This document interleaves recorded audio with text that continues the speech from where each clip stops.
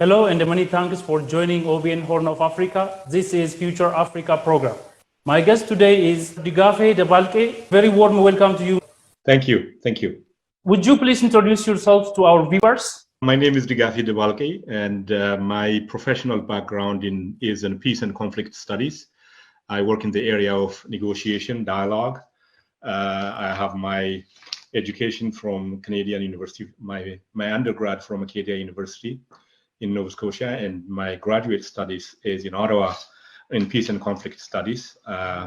In the past, I have worked on many areas of peace education curriculum development, the role of diaspora in peace building, and currently doing research on peace education curriculum development, and also working on dialogue and reconciliation in multi-ethnic societies. Africa in general and Horn of Africa in particular become a center of war and instability. What do you think is the cause of such instabilities with regard to colonization? I think we have to look into different global phenomena and global events, why Africa, particularly the Horn of Africa, is attracting so much attention for the wrong reasons. That is, first of all, when we go back to the era of the Cold War, East versus West, there was a time where the Horn of Africa was a very important strategic location for both the Soviet bloc and the Western bloc. After the end of the Cold War, there was some kind of a break from that kind of approach, a lull period, if you will. And then with the emerging political and economic dimensions, such as the rise of terrorist activities in the Horn of Africa and many other activities, different parties are being interested in getting involved in that region. For example, when you look at it, Djibouti has attracted many great powers establishing military base in Djibouti, for example, France, United States, China, and many other countries. But I think in recent years, there is a different development in the Horn of Africa, which is homegrown for a large and a considerable period of time. Organizations such as the TPLF has built relationship with the Western world when they were in power in Ethiopia. And when that issue of relationship after Prime Minister Abiy came to power has been sort of taking a different shape, and there are several countries who are not happy, to say the least, with what is happening in the Horn of Africa, particularly the uprising within Ethiopian population prior to 2018, and totally rejecting TPLF and saying that we don't want to go through this kind of political hegemony. And right after the coming of the Prime Minister Abiy Ahmed, two major things happened. One, TPLF was pushed out of power in a sense that the Ethiopian public wanted to share and a more inclusive power structure. The second one is the Ethiopian Prime Minister Abiy Ahmed established a diplomatic and new relationship with the neighboring country, Eritrea. So those two dimensions are new emerging realities.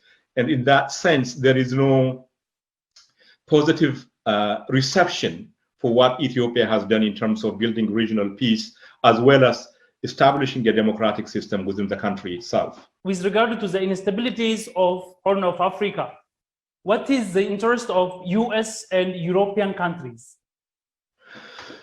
I think that the issue I touched earlier about establishing a strong foothold in the Horn of Africa is not something new. It has been happening for a very long period of time, as I said earlier, during the Cold War, and even after that, and prior to the Cold War as well. So when we look at the instability of the Horn of Africa region, particularly within Ethiopia, Somalia, Eritrea, and so on and so forth, there is unwarranted, if you will, international relations approach to the Horn of Africa. Horn of Africa has suffered considerable period of time in terms of lack of peace and instability over the last long period of time due to the foreign policy and relationship TPLF established with other countries. Now the public and generally the Horn of Africa population is coming within the interest of integration, coming together as a regional bloc, building economic partnership, building security partnership and military partnership, so on and so forth. So the rise of the Horn of Africa itself as a dominant bloc, determining its own future, is becoming a challenge to other hegemonies, other powers in the Western world. I think that contributes one aspect. The other aspect is, as I said earlier, that after the TPLF was pushed out of power, and when they retreated back to their region, Tigray, the relationship they established prior to Prime Minister Abiy coming to power wanted to maintain that, or return the favor, if you will, to the TPLF, regardless of what happens to more than 100 million people in Ethiopia and larger population in the Horn of Africa. I think the failure to understand by the Western powers what exactly is happening, or if that failure is willful failure or coming from ignorance, I'm not quite sure. But the Horn of Africa region has moved on in a totally different direction, in a more united direction, in more taking control in its own future, whether it's through a green legacy or through building infrastructure or through many other aspects of economic and political dynamics. So a loss of control, if you will, by some powers in the West has really created unnecessary crisis, unnecessary tension, and that is really costing Ethiopia and the Horn of Africa hugely. In that sense, I think the great powers, United States and European powers, they have to come to terms that things have changed in the Horn of Africa. Things have changed for the better of the population, for the security of the region, for the security of the African continent, and for the security of the world in general. In connection with the proxy war in northern part of Ethiopia, do you think that the Westerners, like US and European countries, support the peace talk that the Ethiopian government provided? I think that's a very important question, because the Ethiopian people, more than anybody else, want peace. It's not for the European. The peace is not for the European, for the Americans, or for some foreign power. The needed peace in Ethiopia is for the children to go to school, for the farmers to do their job, for the teachers to teach, for the traders to trade. So what that means is that the Ethiopian people know the value of peace more than anybody. So with that regard, the Ethiopian government repeatedly, and even today, has made it precisely and explicitly clear the only path to build a sustainable development, a democratic system in the country, and an inclusive economic system is through peace. Given the fact that the Ethiopian government declared a number of unilateral humanitarian ceasefire in the northern part of the country, the response from the other side has been belligerent, has been really irresponsible in terms of making sure that peace prevails in the country. But the proxy idea, what we have seen, for example, in the northern border of Ethiopia, for example, in Yemen, if you look at it, what kind of proxy war has taken place and how that kind of attitude destroyed the Yemeni society. And we have seen that in Libya. We have seen that in Syria. Time and again, this kind of different parties getting involved in internal matter, an internal issue of a nation state, has been devastating for the population, has been having a completely destructive effect on the population of the country. So the point you're raising here is, why are those powers getting involved in this kind of directly or indirectly in terms of accelerating conflict and increasing the destruction? It's a very, very tragic situation.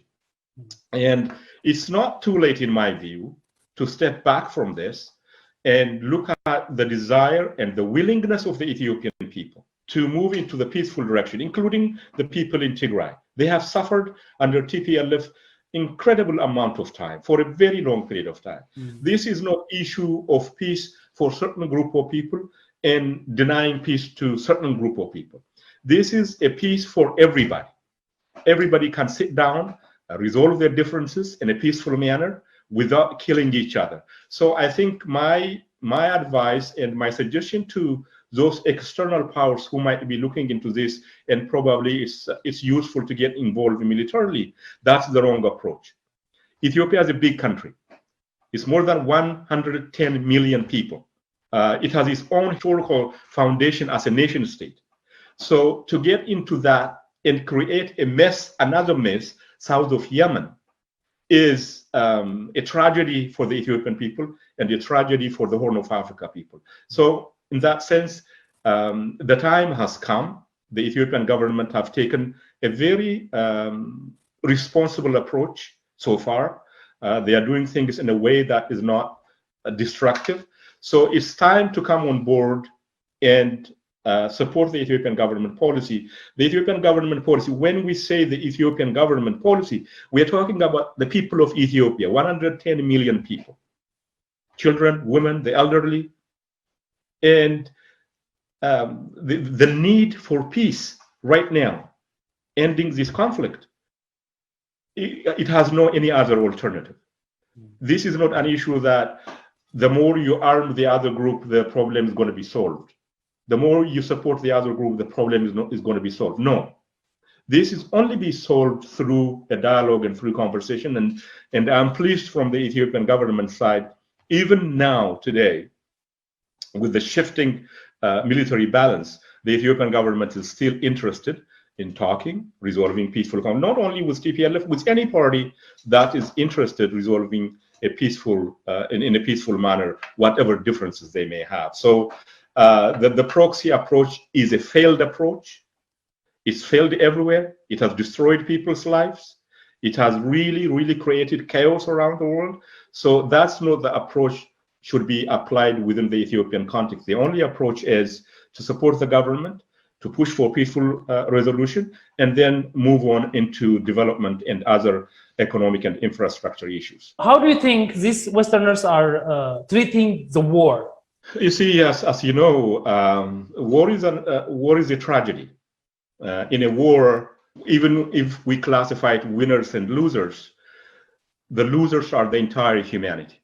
It's not about somebody losing, somebody winning the war. We have to take war seriously. It's not a game. The cost of a war or geostrategic game is the life of children, a life of women, a life of the elderly, a life of those disadvantaged people. So when we talk about war, as an Ethiopian of Canadian of Ethiopian origin, I know the cost of war. It's painful. It's very destructive. It's very sad. So we shouldn't take it lightly when we engage in a war or when we support one group or the other.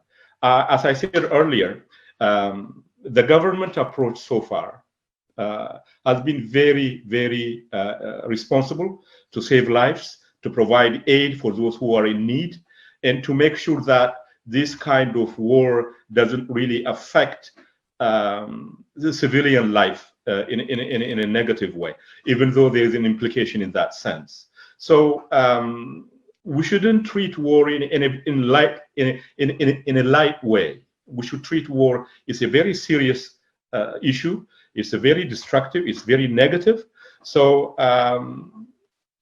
to see it as a geopolitical game, to see it as a geostrategic gameplay, is to diminish human life, the way we look at it, to play with fire, which will be burning in the houses and homes and villages and towns of poor people.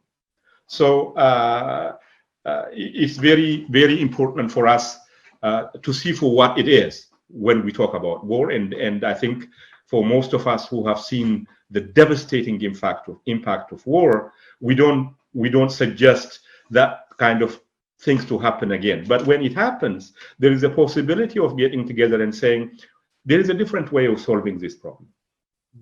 It's not just AK-47. It's not just big machine guns, tanks. We have to sit down and talk. I think Ethiopia has been through this for some period of time because There are certain groups in that country, particularly when you look at TPLF, their attitude to resolving differences is always through power, through guns. It's not through negotiation, it's not through dialogue, it's not through listening to each other. So I think it's important within the Ethiopian community we raise this voice loudly.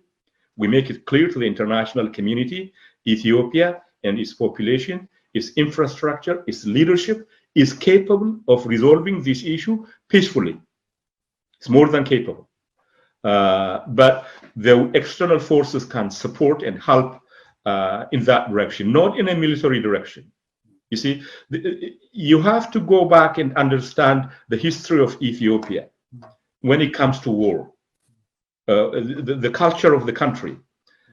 You may look divided, the country may look divided, but when it comes to the external forces getting involved in the country, the game is completely different. The attitude of the Ethiopian public is completely different.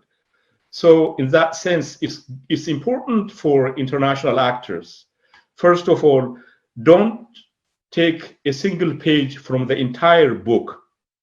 Read the whole book, understand the whole book, and then your response should be based on that entire story, entire narrative, not only a piece of that couple of pages after reading that you pretend you understand the political and historical dynamics of Ethiopia. Well, in addition to supporting some factions and local militants, these Western countries are putting financial pressures on the Ethiopian government by pausing some previously promised grants and loans by International Monetary Fund, World Bank, and others. What's your idea on this in connection with neocolonialism? Well, when we use the term colonialism or neocolonialism within the African context, Ethiopia always comes to the forefront. It was 1896 when the Italian attempt to invade and occupy and colonize Ethiopia was defeated. That was a very defining moment in anti-colonial history. It's a very important moment that an organized, a modern European power attempting to colonize and to control parts of Africa was defeated in a very clear, in an unambiguous way. So when we go back into history and look at what is happening now, the neocolonial phrase you have implied here, neocolonialism is a very gentle. It's not through direct confrontation between people. It comes through different diplomatic, international relations, aid, grants, and all those kind of things are part of the larger plan. So in terms of sanctions and denying people a partnership, denying government partnership with the Western world, we know that how that worked out with Iraq, for example. Iraq was sanctioned for a very long period of time prior to the invasion and occupation of Iraq. So in that sense, when this kind of economic partnership are being denied or sanctioned, the impact is on local people. It's not on big industries, it's not on politicians per se, it's on the poor people. So to punish poor people for your own political agenda, to punish poor people to achieve your geostrategic game is irresponsible. It's not something I would advise any policymaker in that sense. But I think moving on to a different direction is from here on, it is not the grants or the aids or anything that will work for Africa. Africa needs a partnership, equal partnership, a trade partnership. Africa needs to be respected within the Western context. It's not that we will send you food aid and then we will tell you what to do. That's not going to work anymore. In that sense, the African countries have to get together to determine their own future, to decide that what kind of relationship they would have at the international arena. In that sense, for example, the demand for Security Council seat at the United Nations by the African countries is a very right thing to do. And Africa cannot sustain itself maintaining that aid relationship with the Western world. Africa is blessed with tremendous amount of natural resources, tremendous amount of human resources, and many other potentials within the continent.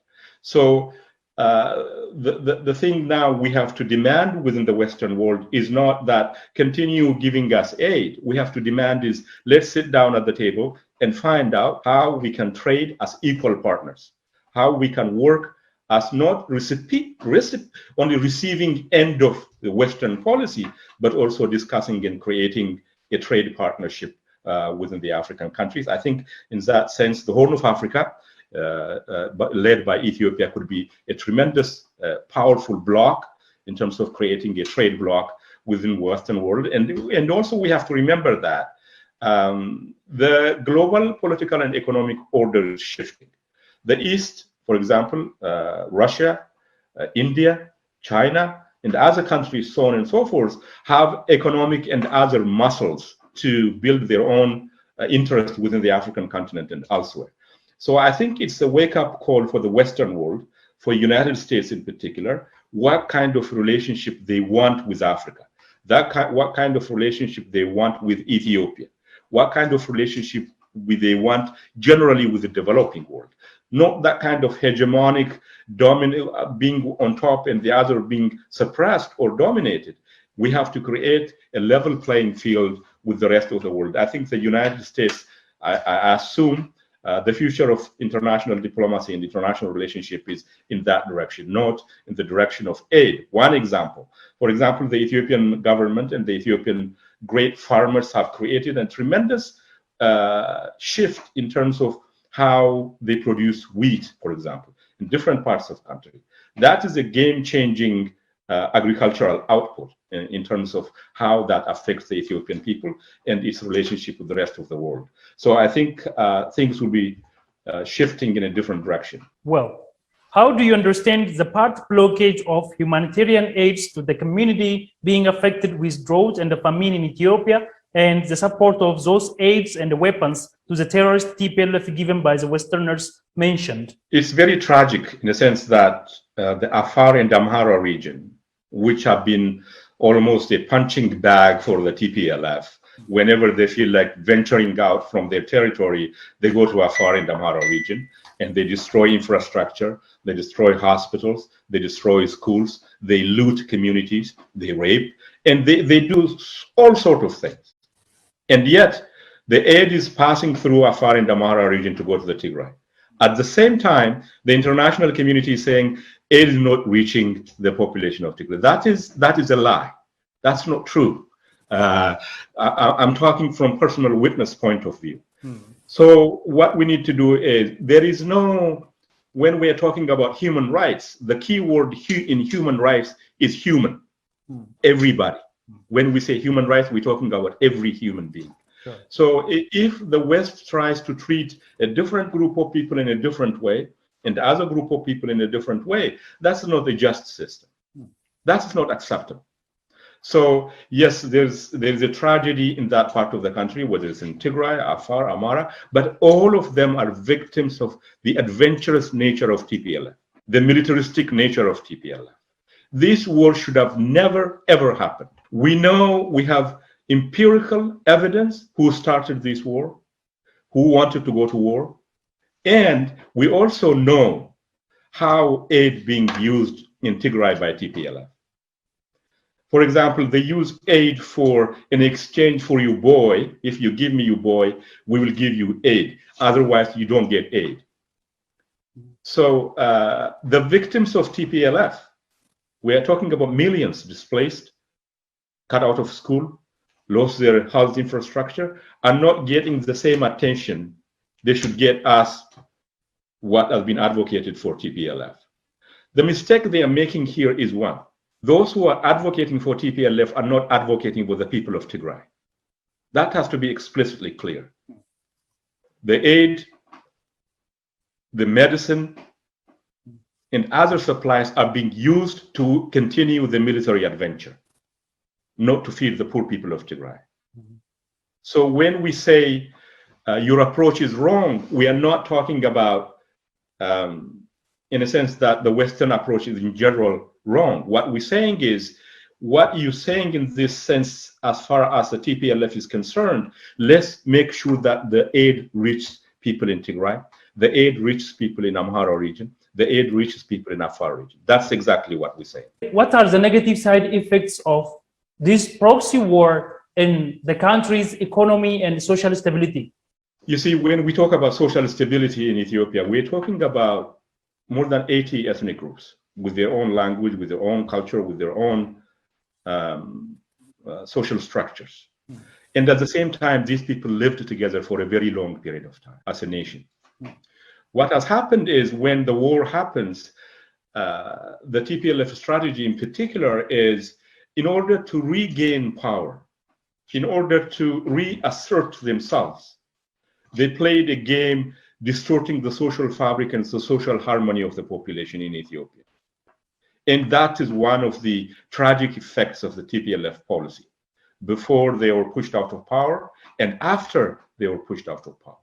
In that sense, the war has a tremendous impact in the very social, negative and positive impact in the social cohesion of the society. There are certain groups who are supporting and being hired by the TPLF to create chaos in the society, to create bloodshed in the society. At the same time, the economic impact should not be underestimated on Ethiopia. War is a very demanding issue. War is a very demanding theater, if you will. So that's why we say over and over and over again, this war has to stop. And people have to get back to their normal life. You see, when we look at conflict in Ethiopian context, we have to look at historical backgrounds of conflicts, past historical backgrounds. Who is supporting who? Who does have interest in the destruction of Ethiopia? Who does have interest in a mess being created in Ethiopia? You see, it's a different subject matter, but we can go to the ideas of the Grand Ethiopian Renaissance Dam or other mega projects in Ethiopia, which most external powers are not really supportive and happy for their own agenda, for their own reason. But I think when we talk about, for example, the Grand Ethiopian Renaissance Dam, it's a very important aspect because the people of Ethiopia dug into their own pockets because there is no power or institution who will fund it. Everybody said no. And those kind of economic and political interest and geopolitical interest has been in the play in Ethiopian history for a very long time. This is nothing new. So with that understanding, what we're saying is it's time to stop this. Ethiopia is moving into the right direction in terms of its economic ambition, its political ambition in terms of building a democratic institution. It's time to support Ethiopia, to come to fold and work with Ethiopian government, Ethiopian people. I know this is the first time in Ethiopian history there is an elected government in Ethiopia, democratically elected government. It may not be a perfect government. No government is perfect. It may have its own shortcomings, but it's an elected government. It's a democratic principle for the West to support an elected government of a nation and to respect the sovereignty and territorial integrity of the country. So what should all Africans do to preserve their sovereignty? Well, look, if we go back to the Berlin Conference, where the Europeans sat down and chalked up Africa into their own region and their own interest, that process may seem it's over. But in a modern 21st century world, it morphed into some kind of a different approach. It's a different strategy. As I said earlier, colonialism is not going to appear in Africa the same way it appeared in the past. So the African people and the African government, they have to wake up. They have to wake up and to launch their own second independence struggle. What I mean by second independence struggle is mainly focused on economic aspect of their lives. For example, when you look at Democratic Republic of Congo, it's one of the countries which is blessed with enormous amount of natural resources, enormous amount of wealth.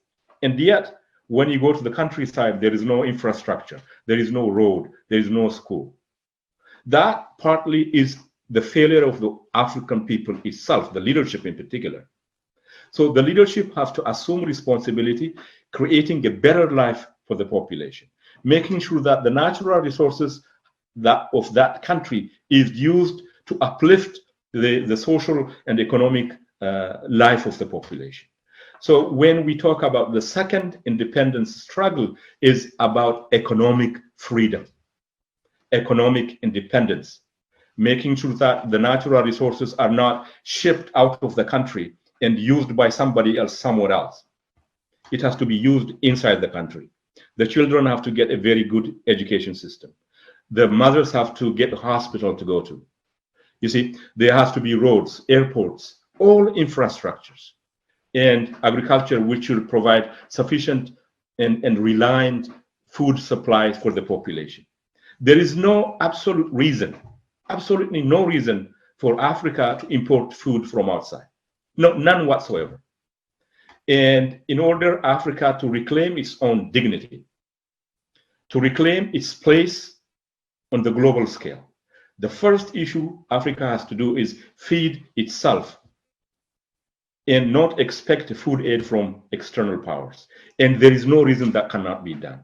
Once you achieve that respect, that self-dignity, that ability to feed yourself, and then you can step by step move outwards in terms of building infrastructure and building democratic institution, making sure that the government is only changed through election, not a coup d'etat, or not by picking up your gun and going to the woods and fighting and coming back to power. That kind of thing they have to end it. So Africa has a bright future. When we go back in the 60s, the leadership that emerged in post-colonial Africa right after independence, Kwame Nkrumah, Amilcar Cabral, Jomo Kenyatta, and so on and so forth. In the later days, Nelson Mandela, Walter Sisulu, all those great African leaders has envisioned a better life for Africa. This generation, the current generation of African leadership, have to take that into a different level and make sure that Africa's dignity, Africa's self-respect is established in a way that it stops getting food aid from external powers. There is no free lunch, you see, well, as they say in the United States. When any country gives you something, they expect something in return. It's not free. So you are compromising part of your own political, economic, and as well as sovereignty. So one thing is that to happen in Africa. The other thing is the African countries have to stop supporting one rebel group in another country, this rebel group in another country. They have to come together. They have to work with their own people. So there are lots of things. Education has to happen. The consciousness shift has to happen. And, you know, this image created over the Western media and the Western narrative that this Africa, the inhabitable Africa, the poor Africa, always seeking aid Africa, that has to stop. That has to be replaced with something better, something important for all population of the African public, and the unity between people and leadership has to be materialized. I think each one of us has a responsibility to play a positive and constructive role in that sense. Many thanks for joining OBN Horn of Africa. Thank you. Thank you. This is all we have for today. Thank you for watching.